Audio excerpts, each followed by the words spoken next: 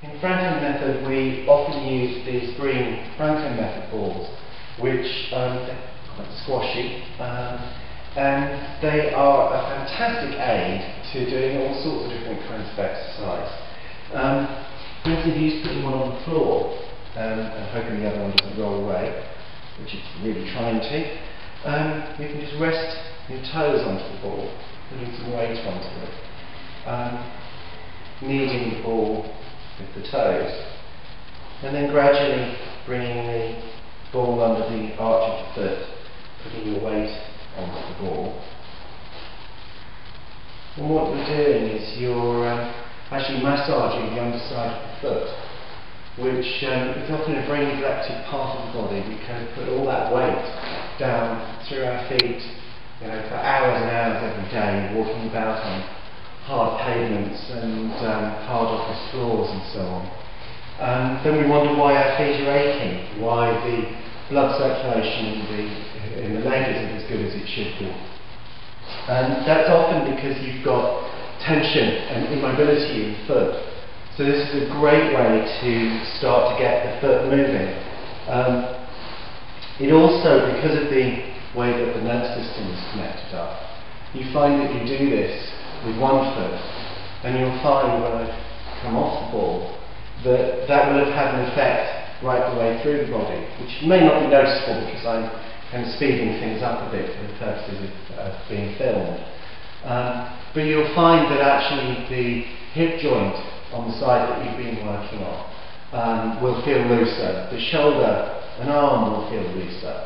Often when I'm teaching a class using this kind of work, you'll see that people's faces actually will relax on the side that you've been working on. It's really quite remarkable, and all from using this very simple piece of equipment. You can also use balls as a self-massaging technique. So putting them, for instance, into the middle of your butt muscles on one side, your gluteus maximus, and lying deep underneath that, the piriformis muscle, which is very important in how the ball of the hip joint is held into its socket, and often held too tightly, leading to all sorts of problems like arthritis and so on as we get older. But if you're just moving around on the ball, and you can notice the hesitation in my voice because it actually can be quite sore if you're a bit tense, which that muscle is a little bit tense in me at the moment, you're getting the muscle to relax.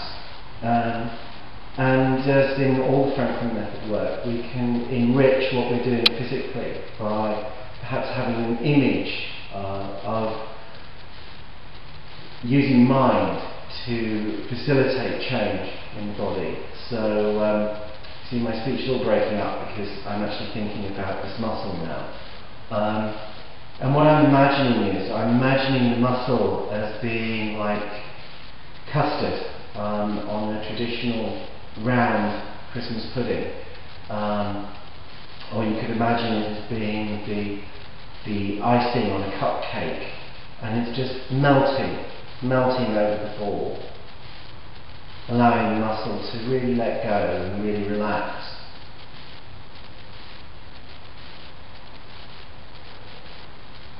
And you see now it's becoming much more comfortable.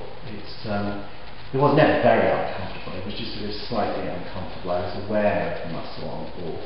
And now it feels much looser, much freer. So coming off the ball, and then bringing myself to stand up again, and just feeling how does that feel. That's the thing that we do often in Franklin method work, is do an exercise and then feel how has that changed. And the way I feel on that side is that I feel much more firmly connected through that leg. I'm much more aware of that leg and foot as being on the ground. I'm more steady on that side.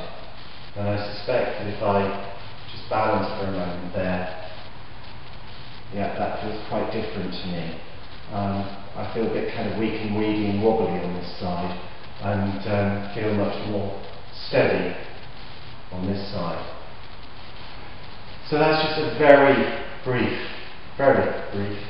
introduction to what we can do with these marvellous green Franklin balls. Apart from the exercises that we do in Franklin Method, another great concern in the work is what we call experiential anatomy, which isn't about dry names and all that kind of academic detail of learning anatomy. It's about actually experiencing the anatomy in your body, which can make a huge difference to how you move, how you think about your body, how you experience your own health as well.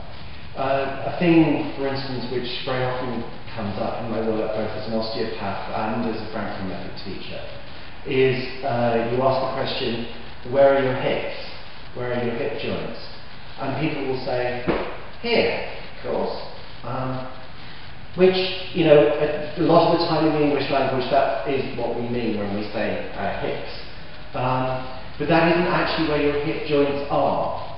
And it makes a great deal of difference in how you move if you think that your hip joints are out here. If you think that your hip joints are out here, then your tendency when you walk is to walk with a much more exaggerated movement of the hips, because you're thinking you've got to shift your weight a greater distance from one side to the other when you're walking. But when you actually know where your hip joints are, which is right in here, much more in towards the midline, and you walk from there, you'll find that the hip movement becomes much more economical. You're not needing to shift your weight so far from one side to the other. So, for instance, if you're running, you'll be wasting much less effort if you're running from here rather than running from out here. So it's a very instant benefit just to have that realisation. And if you back that up with doing some exercises, focused exercises using imagery and so on, building on the anatomy, then that's what experiential anatomy is. It's about taking the academic stuff, the mental stuff, and bringing it from your mind down into your body, increasing the mind-body connection. And then the feedback is you feel, oh, actually, that does move better, that does feel better, it does make me run more easily. When you get that, you get better feedback coming up from your body to your mind, and hey presto, you've increased the body-mind connection. So you've got the mind-body and the body-mind.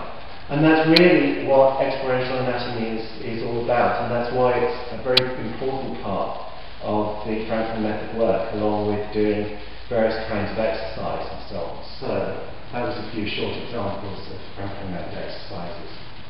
And I hope that you've enjoyed this video, and that you can perhaps begin to see some of the potential ways that the Franklin Method can be used to both teach exercise and movement, but also to help you to develop a better relationship with your body, to develop the mind-body connection and the body-mind connection, which is very important in maintaining our health and taking conscious control of our own health.